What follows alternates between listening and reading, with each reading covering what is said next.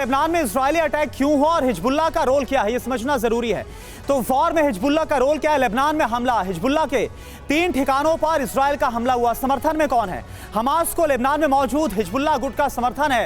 Hezbollah ने साफ कहा इजरायल पर हमला हमारी निर्णायक प्रतिक्रिया है। कौन हिजबुल्लाह? 1982 में पहली बार यह अस्तित्व में आया था। ईरान ने इन्हें इजरायल के खिलाफ इस्तेमाल किया था। शियाओं का सबसे बड़ा हथियारबंद संगठन है।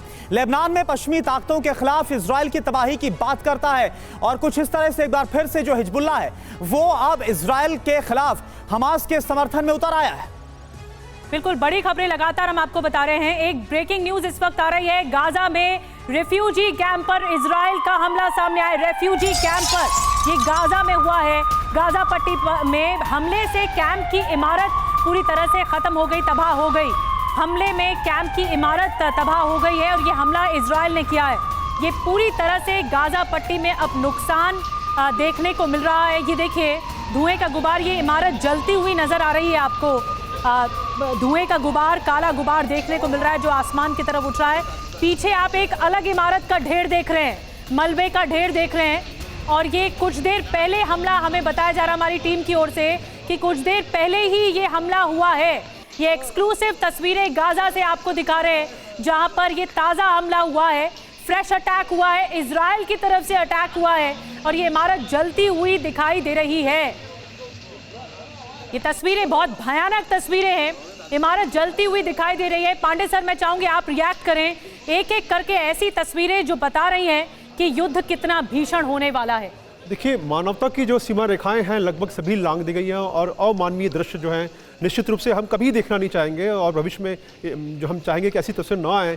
लेकिन दुर्भाग्य है कि ऐसी तस्वीरें लगातार आ रही हैं और जिस प्रकार से कल जब हमास से हमला किया और उन्होंने सिविलियंस पर अटैक किया, बच्चों पर जो थे, रोगी जो थे, मरीज थे, उनके ऊपर अटैक किया, वो बड़ा दुखदायी था और उसके परिणाम स्वरूप ही जो अभी हो रहा है। मजेदार चीज़ है जो रिफ्यूजी कैंप की भी जिक्र किया गया, रिफ्यूजी कैंप के बगल में ही इनका आर्म्स एम्युनिशन स्टोर छोटा सा था जिस पर कि वो अटैक किया गया। अब ये मजेदार चीज़ ये है कि अब लेबनान के अलावा जॉर्डन भी इस क्षेत्र में जल्दी उतर सकता है जहां तक मेरा अनुमान है, क्योंकि इक्वेशन जो है बदलती जा रही है। अब हमास जो है दबाव में लगातार आ रहा है। जब दबाव में आएगा तो निश्चित रूप से वो बाहरी सहायता मांगेगा, क्योंकि अभी अगर ध्यान रहे कल जो था वो सदर्न इजराइल की तरफ अटैक किया गया और आज जो सवेरे अटैक हुआ वो नॉर्थ वेस्ट में किया गया और साथ में जब लेबनान ने अटैक कर दिया तो चारों तरफ से घेरने की जो प्रक्रिया है उसको अंजाम दिया जा रहा है। अब देखते हैं कि कितना उसको अचीव कर पाते हैं। हमला किया जा रहा है, उसकी पूरी तैयारी है। इस बीच देखिए एक और बड़ी खबर, इजराइल का फिलिस्तीन पर जबरदस्त पलटवार हुआ। 29 ठिकानों को इजराइल ने अपने कब्जे में लिया है।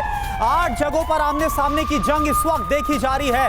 तो कई ऐसे इलाके थे, 22 से ज्यादा ऐसे इलाके थे, 29 ठिकानों को इजराइल ने अब अपने कब्जे में ले लिया है। हालांकि अभी भी कई ऐसे इलाके हैं जहां पर हमास के आतंकी मौजूद हैं।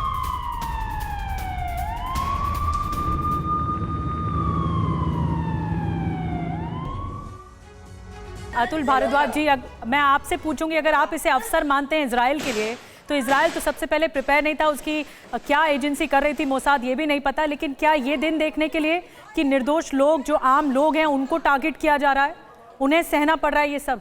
देखिए, इजराइल रेडी नहीं था और ये जितना ऑपरेशन जो हमास ने किया है इससे मोसाद के ऊपर तो उसकी एबिलिटी के ऊपर एक सवालिया निशान ज़रूर खड़े हुए हैं।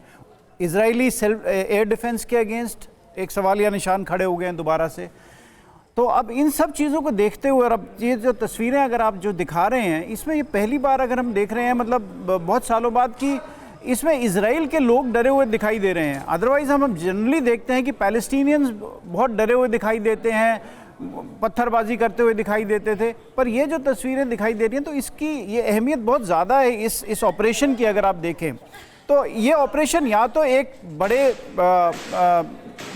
अकॉर्ड की तरफ लीड करेगा जिससे कि पूरा जो वेस्ट एशिया है उससे बदल जाएगा, या फिर हम कुछ दिनों में देखेंगे कि वॉर और इंटेंसिफाई होगी।